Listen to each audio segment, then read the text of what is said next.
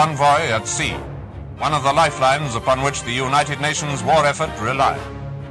Obviously, the world's battlefronts must be kept constantly supplied with food and materials of all kinds. Los suministros enviados a través del Atlántico a Gran Bretaña fueron cruciales para derrotar a la Alemania nazi. La historia de los convoyes del Atlántico Norte y los heroicos marineros que desafiaron a los submarinos alemanes, a las tormentas y al clima helado se han convertido en parte de la identidad nacional británica. Es una historia que se ha contado en repetidas ocasiones. Menos conocido es que 1 de cada 7 tripulantes, esos que arriesgaron sus vidas en los peligrosos convoyes, era chino. Y que cuando terminó la guerra, el leal servicio que prestaron fue correspondido con una traición.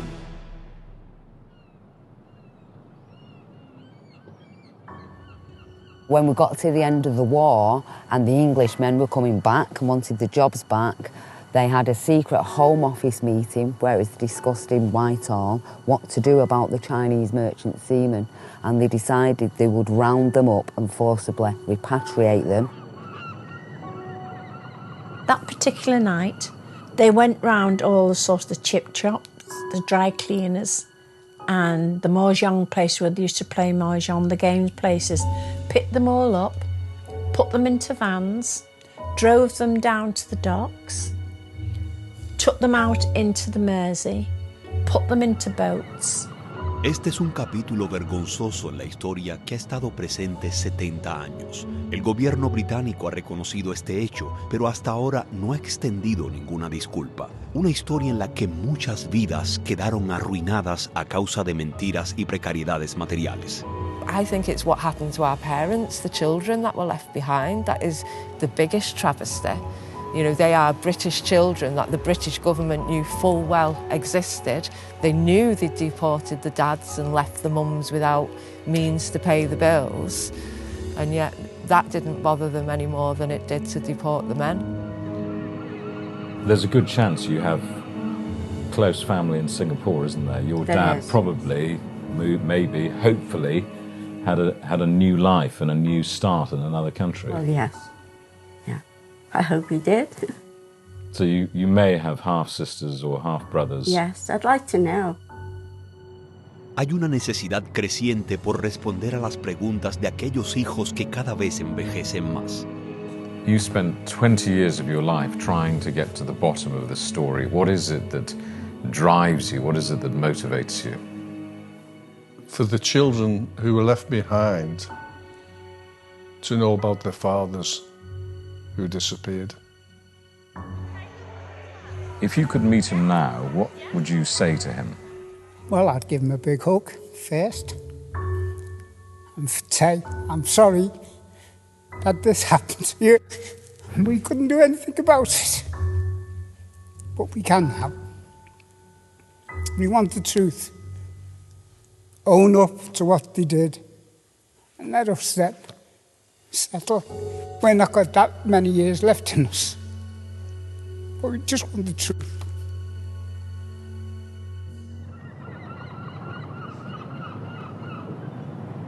Liverpool in northwest England is still one of Britain's biggest and busiest ports. During the Second World War, it was the base for those extraordinarily dangerous North Atlantic convoys in which thousands of sailors lost their lives. It was also the home base for Chinese seamen who crewed them. They sailed down this passage. The British government recruited thousands to help the war effort and was clear about their courage and the importance of their contribution. Thousands of Chinese seamen now serving with the Allied merchant navy, bringing food to Britain, munitions from America, cargoes from Africa and the East, and getting the convoys through to Russia, India, Australia. El gobierno británico produjo esta película en 1944 para promocionar el papel de los marineros. But in the West, her men fight on the merchant navy front, shoulder to shoulder in the greatest battle of naval history, alongside their British seamen comrades. They too brave the torpedoes and the bombs and the mines, making history under fire. Pero tan pronto terminó la guerra, toda esa camaradería se olvidó. Las autoridades británicas mostraron una cara diferente. A los marineros chinos ya no se les recibió con agrado ni siquiera para atender a los hijos que habían concebido con mujeres británicas con quienes estaban casados. Carecían de un derecho legal para permanecer ahí y los lazos emocionales y familiares contaron poco. Miles fueron deportados rápidamente, lo que supuso una limpieza general. Before 43? No. Well, I don't know, it's his second deportation. Oh, he deported to Shanghai on that one, wasn't he? Yeah. Brian Flower fue víctima de ese repentino cambio de política. Era solo un bebé cuando su padre Tsai-Fa Chou desapareció. Su padre se quedó en la indigencia y él terminó en un orfanato separado de sus 3 hermanos. Brian ahora tiene más de 70 años. Es su hija Kellyanne, la nieta de Tsai-Fa Chou, quien está tratando de encontrar respuestas. So what do we know about Grandad? Not a lot, really. I mean, we've got a name. We know he worked for Blue Funnel and he was a merchant seaman. We know he was deported and that it was done secretly. So the first time nobody really understood what had happened, just a lot of the community had vanished. The decision to throw out the sailors is well documented in Britain's National Archives. The name civil servants gave this original fire leaves no doubt how they viewed the people who just months previously they called heroes. It's called compulsory repatriation of undesirable Chinese seamen. The officials call them surplus to requirements and talk repeatedly of bulk clearances and the hundreds of wives and girlfriends they would be separated from. Well, one civil servant wrote that many were of the prostitute class. It seems extraordinary that these men who put their lives in danger for Britain were then deported. Why were they deported? It just looks like a racist decision. There's no other real conclusion to be had. They were called undesirables. They referred to them as, criminal class, and they made some pretty nasty remarks about the wives. One of the papers says they were prostitute class. So they were just classed as nothing, really. And when the end of the war came and they felt they'd served their purpose, they didn't even feel a need to be nice to them or thankful to them for the job they've done. They just rounded them all up and deported them. Liverpool alberga el barrio chino más antiguo de Europa, que se desarrolló en el siglo XIX gracias a los marineros chinos que tripulaban barcos que comerciaban con China y Asia. Este bar, en el corazón del barrio chino, es donde ellos solían reunirse para socializar, pero también para obtener información sobre los barcos que podrían contratarlos. La línea Blue Funnel, que empleaba a la mayoría de ellos, tenía una oficina justo al lado. Desde su prestigiosa sede cerca de los muelles, dominaban el transporte marítimo británico que iba y venía de puertos chinos y asiáticos. So, white gloves time. These Absolutely. Are so precious, we have to gloves up. Put these on. As yours. And the reason is all of the oil everybody has on their hands and the chance of... the residual oil can sort of pass on and that can ruin the prints. La vida de los marineros chinos durante los años de guerra fue documentada con elevada estética en una serie de fotografías de Bert Hardy, uno de los fotógrafos de noticias británicos más conocidos de la época. So he was going into these boarding houses, places where people had to basically wait for the next ship to turn up. So he was interested in the living conditions of people who were calling a city a home. What's extraordinary about this is that, you see all of these Chinese names on ships' lists, and in many cases, not even names, but they're referred to almost as cargo. Mm-hmm. And then, finally, you see these men's faces. And it completely shifts the portrayal of these people, Yeah. A lot of these people will have been living on ships. This might not have been sort of a strange living situation for them. You know, you can see that these people are at rest. You can see here sort of smoking a pipe and maybe making some tea. We've got sort of like reading materials. You know, they're interested in local news. They're very much sort of like forming a community here in Liverpool. There's something very moving about going through all of these pictures of these people and knowing now their faces, but not knowing their names. We don't know their names, do we? No, we don't. El gobierno británico difundió la descripción detallada que un marinero hizo de las cualidades heroicas de los chinos. He's Poon Lim, Chinese merchant seaman. His ship was sunk in the Atlantic, but he managed to swim to a raft, and on this he was adrift for 133 days. For 4 months he lived completely alone in the midst of the ocean, on a piece of wood 6 feet square. He fought all the elements, hunger, thirst, and despair, and won. Just months later, British officials wanted to get rid of thousands of Poon Lim's fellow sailors. But at the key meeting of October 1945, civil servants were told they only had legal grounds to deport 18. So they hatched a plan to change the rules under which the sailors could land in Liverpool, in effect to trip them up. The landing conditions will be varied so as to require the man to leave by the theoretical sailing date of the ship. At the end of the day, on that date, the ship will leave the dock but will wait in the river for 2 more days before actually sailing. We shall be grateful if as soon as possible after midnight on the theoretical sailing date, you would telegraph to us the names of the men who have failed to join the ship in accordance with their landing conditions. You will then be able to enforce the orders by placing the men on board the ship before she sails 2 days after the theoretical sailing date.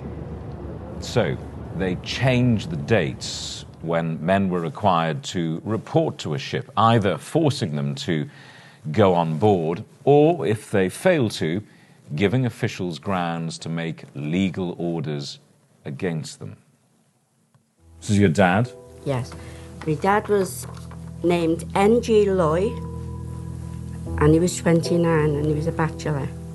June Caddick tiene pruebas oficiales del matrimonio de sus padres, pero fue hasta 1963, en la víspera de su boda, cuando al presentar su certificado de nacimiento se dio cuenta de que su verdadero padre podría estar entre los hombres repatriados. Well, this is the birth certificate, which revisits some of these facts. Yes. But not all of them, because here we have the story of your birth, your mum,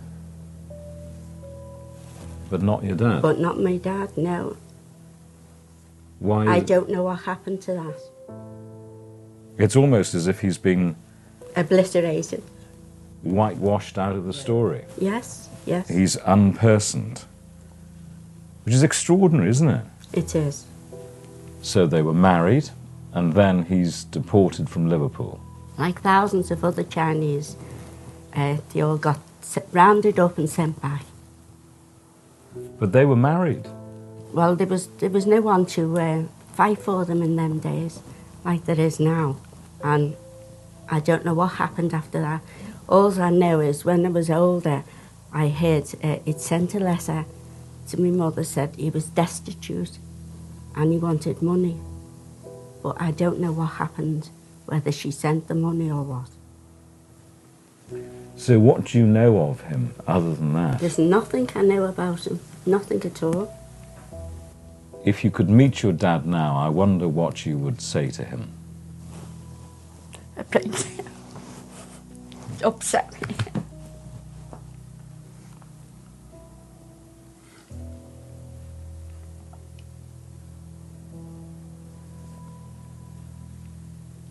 He'd probably be very proud of you, wouldn't he? Probably. Pero aparte de la frivolidad y los prejuicios raciales, ¿por qué las autoridades británicas estaban tan decididas a deshacerse de los marineros chinos? What are we seeing here?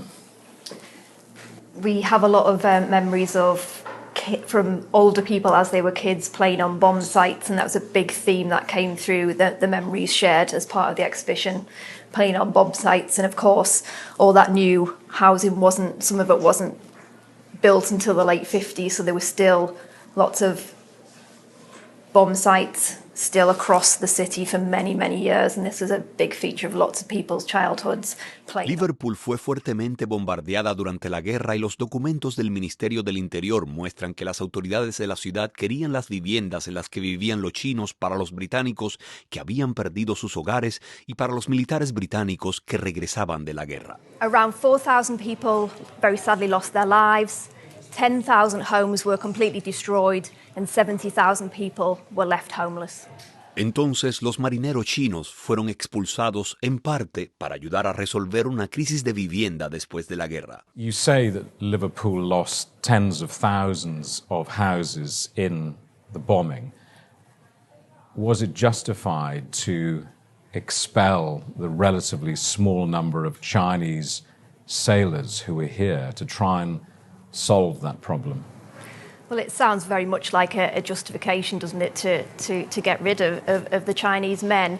Obviously, it was such a small percentage of all those homeless people requiring homes. I can't imagine it would have made much of a difference. Why did they do it? Why expel these men? If they were using that as an excuse, it was a solid one to go with. There's no disputing that there was this massive acute housing shortage. But of course, in reality, it really wouldn't have made that much difference or impact, would it? También pudo haber sido para liberar puestos de trabajo, pero esa no es una explicación aceptada por Keith Coughlin, cuyo padre fue repatriado a la fuerza. Do you have any sympathy with the political landscape in which this decision was taken? Britain was broke after the Second World War. Cities like Liverpool had been bombed, housing was in short supply. The returning army needed jobs. Do you understand why this decision, this policy was made? Do you have any sympathy with it? No, because the Chinese were not taking any jobs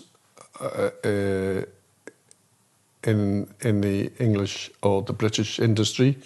They worked for the Blue Funnel, and the only people that worked for the Blue Funnel were people from China or the deck officers, which were British. So they weren't taking anyone's job whatsoever. They weren't taking anyone's houses because the people who lived in these houses accommodated the Chinese people as people that could live there and pay their rent. So it was of no consequence. That is just a way of saying, let's get rid of them.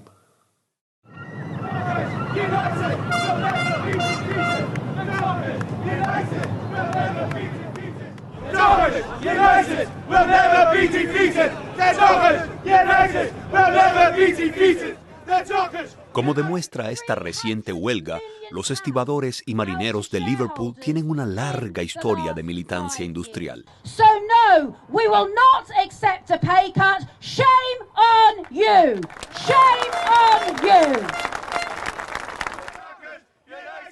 Y esa es una pista sobre otra motivación de las autoridades británicas.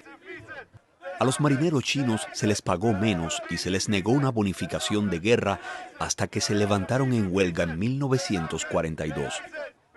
Las compañías navieras querían que regresaran con tasas de pago mucho más bajas que en el lejano oriente. Así que la presión de la empresa y la política del gobierno se asemejaron a una estrategia de ataque que terminó obligando a los hombres a salir de una forma u otra. When they couldn't coerce the men into going, these documents show they took direct and brutal action, sending in Britain's political police force to round them up. In the company of Sergeant Jones of the Liverpool Special Branch, 2 whole days were spent in intensive search of approximately 150 pool boarding houses, private boarding houses and private houses. Y esto es lo que eso significó para las familias de los marineros, como describió una de sus esposas a un periodista en 2010, con la condición de que permaneciera en el anonimato. One day, I remember he came in and he said he was going to sign on a ship. I think my son was about 8 months old, and he said sometimes they could sign on and go straight onto the ship. So he went. He never came back, so I thought, he's got the ship. So I waited for a week or so, and then I went up to the officers to see if there'd been any half pay left for me, because the women used to get what they called half pay then. And Mr. Smith, who was the boss of the office, he said to me, what ship is he on? I said, well, he came up to sign on. I said, he didn't come back. So he said, oh, so he got all the forms. He said, well, what? His name's not on any of the ships. He's never got a ship from here. He said, the name's not on. So I said, well, what happened? He said, well, I don't know. But apparently, he must have been in one of them. Apparently, the emigration or somebody came and took a lot of the Chinese out of the office, out of the cafes, and put them on a ship, and they went, and nobody heard anything about them. And I presume he was one of them, because I never heard or seen a thing from then till now. Nothing. Everybody was too busy getting sorted out after the war, and they were rebuilding, and everybody was trying to get their lives together. What did a few Chinese matter? It's awful to think that they could just do something like that and nobody cared.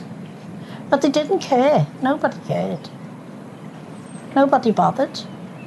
Nobody even looked into it. It wasn't even, nothing was made public. It was just all hushed up. It was all hushed up. They couldn't do it now and get away with it. But they did it then and got away with it. Fue de casas como estas, en las afueras del barrio chino, de donde sacaron a los hombres, los metieron en camionetas y los condujeron hasta los muelles. Como muestran las huellas dactilares en estas listas de tripulantes, muchos no sabían escribir en inglés, impedidos de dejar sus barcos, incapaces de dejar que sus familias supieran dónde estaban, simplemente desaparecieron. And in an age before computers and widespread use of telephones, these men simply disappeared and couldn't be found. They vanished.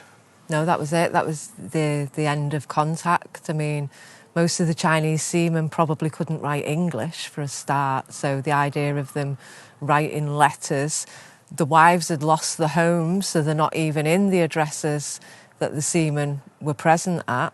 And for years, lots of these wives didn't even know that their husband had been deported. He just vanished. So there was quite a lot of bitterness with some of the wives. They felt they'd been abandoned at the worst period in history. A medida que ha aumentado la conciencia de lo ocurrido, los hijos y los nietos han hecho campaña para reclamar una disculpa. Para hermanos como yo y John, no es solo la pérdida, sino haberse dado cuenta de que a ellos y a sus madres se les hizo creer que los habían abandonado. When you've been left, or you're always yearning for your father, and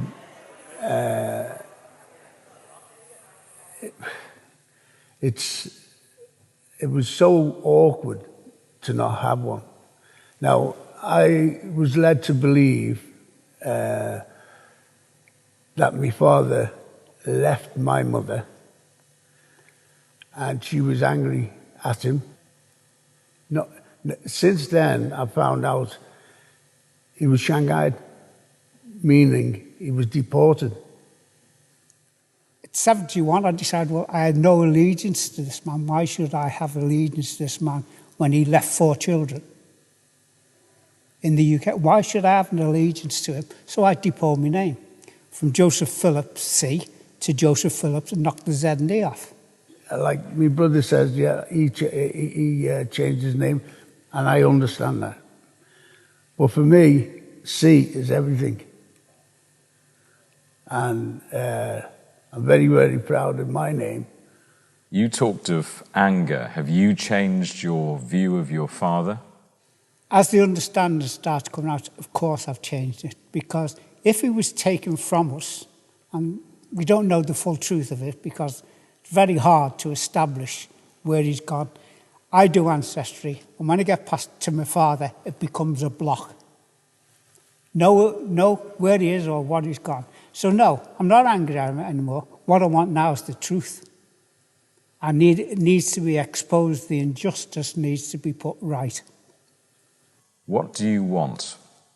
I want to know who my father is. I want to know who my Chinese family is, who they are, where they are, because they're a missing part of me. They're a missing part of my family. If you could meet him now, what would you say to him? Well, I'd give him a big hug first and say, I'm sorry that this happened to you. We couldn't do anything about it. But we can now. We want the truth. Own up to what they did and let us settle. We're not got that many years left in us. But we just want the truth. So what does this say? This is just my birth certificate. I was born on the 8th of February 1945, Smithdown Road, Judith, a girl, to Changu Shang. So Changu Shang is your dad? Yeah, is my dad. Maureen Duddy. El padre de Judy Keenan fue uno de los miles denominados como indeseables. He was a ship's fitter. He couldn't write English, so he had to have that marked by somebody. And the 28th of March, 1945. Estaba sola cuando a él lo repatriaron. That's my mum.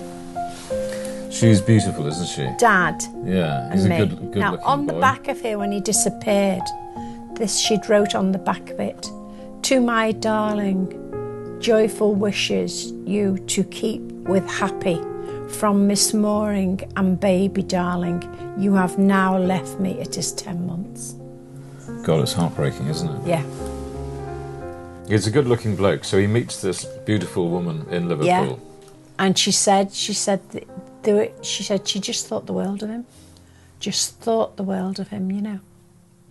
So your dad is seized and put on a ship, and we don't know what happened next. Never know. What effect did it have on your mother? Terrible, because all her friends said just stress and anxiety was all. It took her a couple of years to get herself back to normal. And she never really knew what happened. She never knew what happened, so she couldn't tell me. Because that second photograph she sent out with a sailor once, because she thought he'd just left her. And he didn't just leave her at all. And it came back and said, well, we can't find him. She clearly loved him. Yeah. Yeah, she did. Everyone says that. Los hombres fueron enviados como pasajeros o incluso como carga y sin nombre alguno. En los lugares donde hay registro de nombres, estos pueden haberse traducido incorrectamente al inglés. Uno de los obstáculos para encontrar a los marineros es que China vivía una guerra civil, por lo que su paradero ha sido difícil de precisar. This is a picture of my dad, and it's actually the earliest photograph we have of him, because when his dad was deported, my dad ended up in an orphanage. So he's this age when he's returned home to his mum. So apart from not being able to identify my granddad, we don't even have a baby picture of my own father. And as you can see in this picture, he's got a borrowed jacket on and probably no trousers, and he's sat in front of a table, just borrowed clothes to take the shot, really.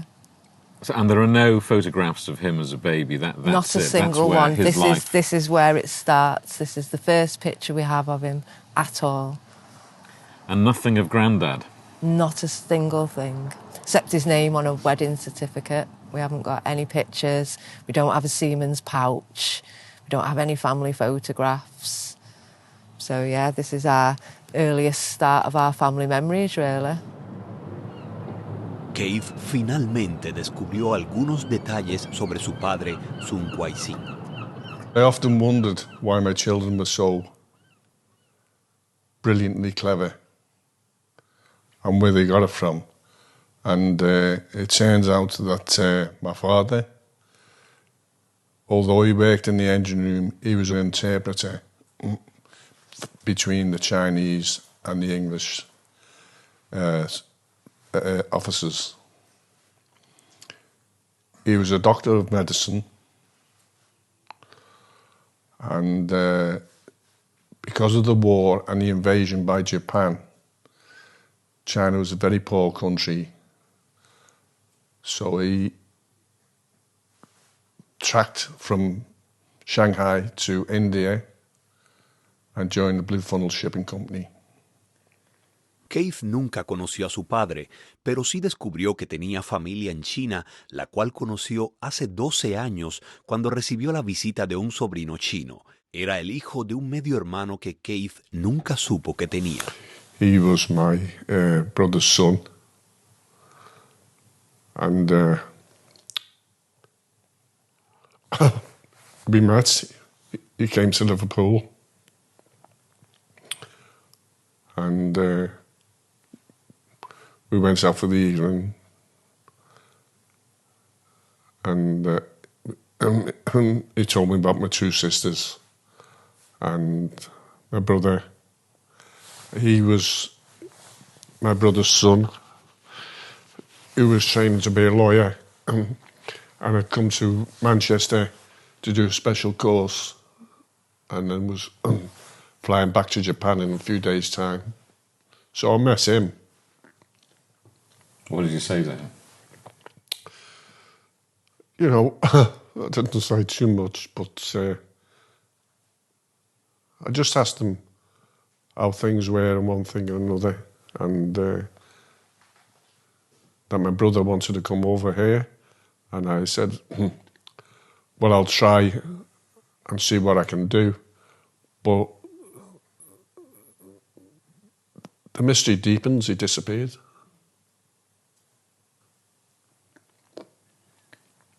Your dad would be proud of all the work that you've done, surely. I would hope so.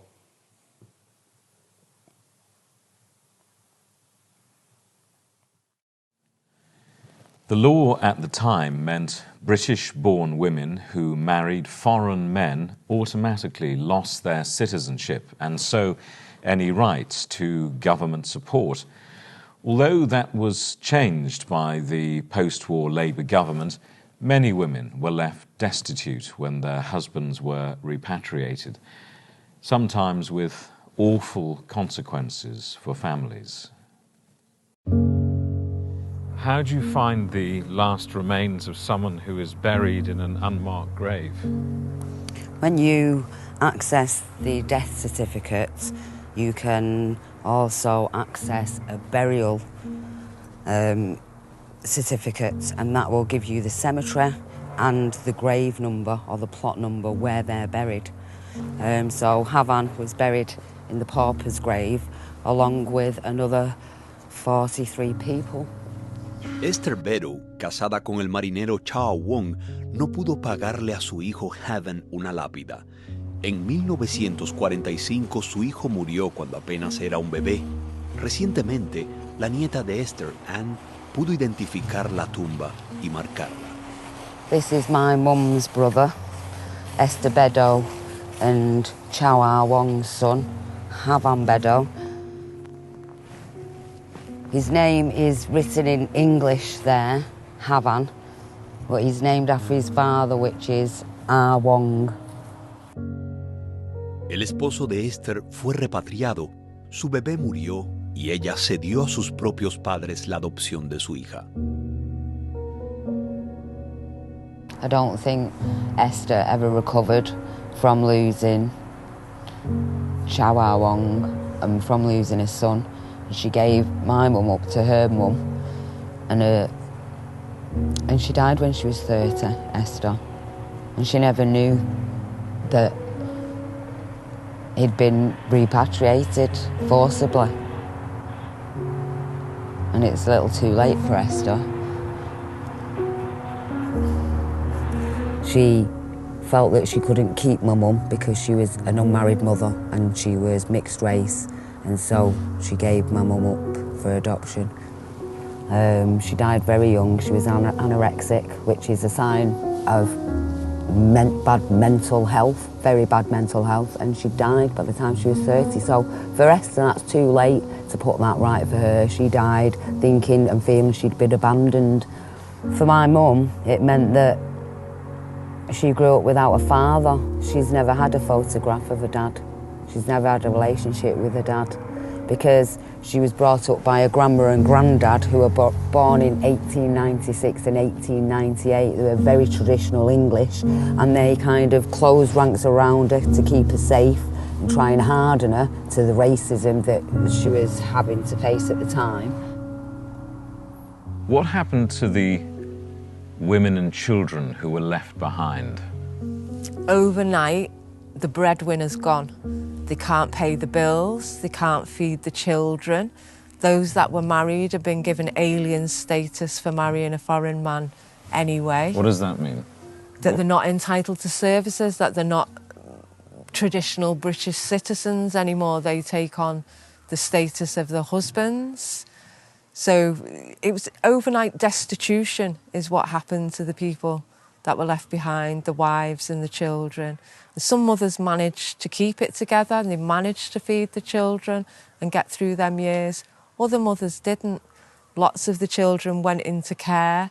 My dad went into an orphanage, and I mean, my dad's quite lucky. He was returned to his mum at 11.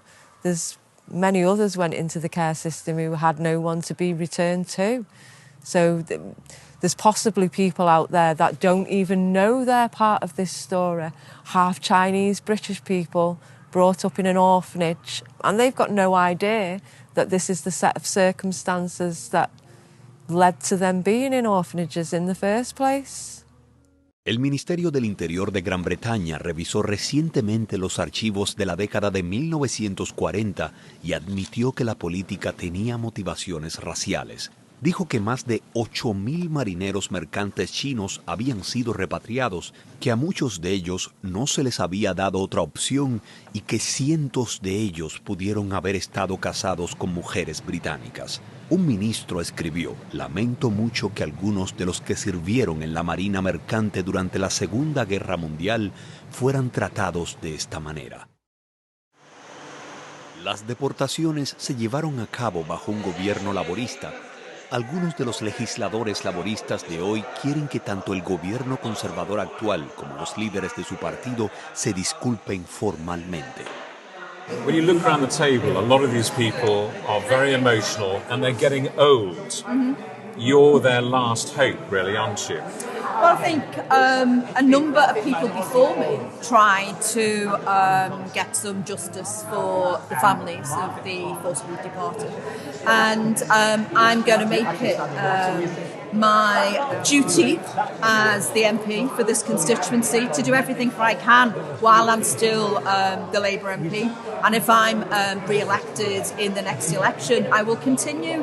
You know, we mentioned at the meeting today that this injustice took place under a Labour-run government. You know, so to have a level of acknowledgement from our current party, you know, would be a step in the right direction. Why do I think it happens? Ultimately through racism. And when it comes to East and Southeast Asian racism, the UK has been far behind acknowledging the level of racism that is levelled at Chinese people, East Asians and Southeast Asians.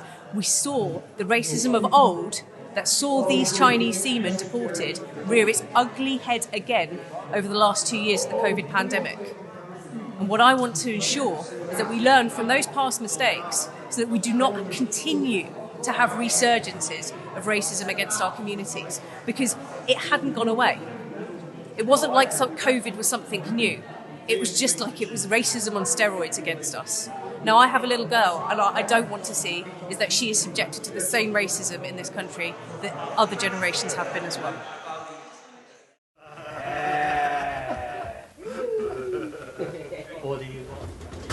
La comunidad china de Liverpool de hoy todavía tiene un fuerte sentido de identidad.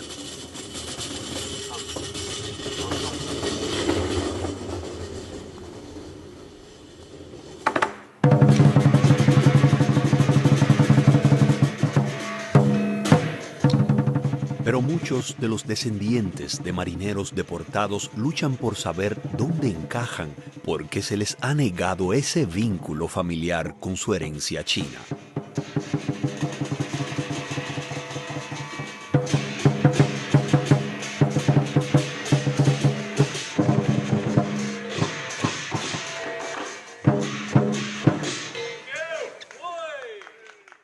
I feel like we've been robbed slightly of our heritage, and it's all to do with self-identity, so it matters. And when you don't look the same as other people, you don't quite fit in. There's a negative element there with the racism, and we've never had anything positive to readdress it and rebalance it. And so that's what I want for my mum. She's 76 and she's not getting any younger, and I wanted to have that photograph of her dad. I wanted to know what happened to him. I wanted to know if he did get married and have a family, and we hope he did, and he had a happy life. It's my grandfather who was deported, but I've grown up in Britain in the 70s and 80s, and there's no getting away from the racism.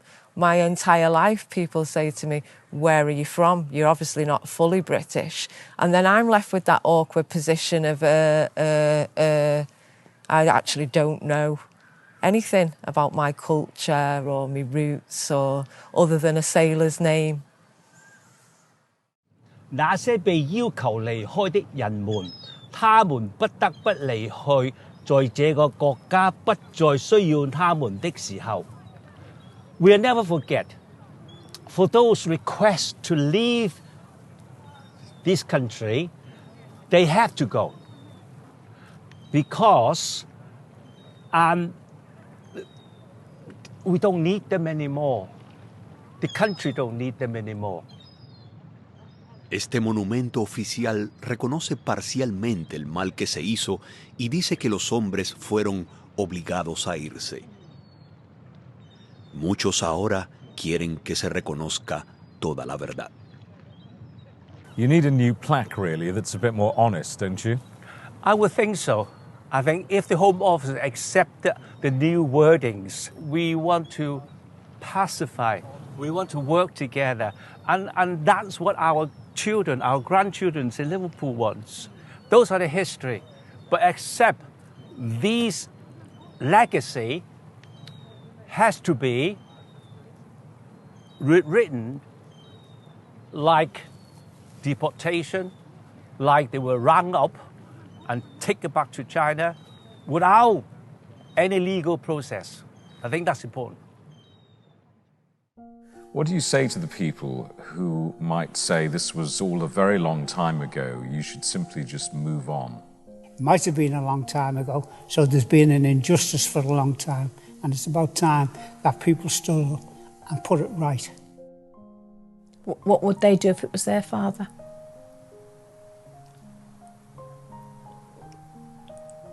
You'd want to know. I don't care who you are. I feel as if no matter what, you'd want to know, if you could. You know, and they've been hiding it all these years. You know what I mean? I mean, say the way my husband passed away so quickly, that could happen to me and I'll never know. And I think that's what we're waiting for.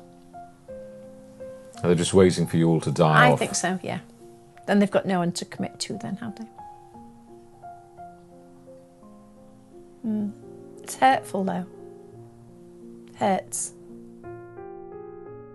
A lot of people will say, look, the landscape in which these events unfolded was the chaos of a world war. They could just apologise though, couldn't they? You know, to actually make people feel better. They could have just said, we're really sorry what happened. There's nobody alive who made those decisions. But we're still treating people who've worked for Britain like dirt and disregarding their entire lifetime spent in Britain and any family that they've built up. So I don't have any expectations that the government's going to do anything really except make a few noises. Like I say, they've not even apologised. That'd be a start.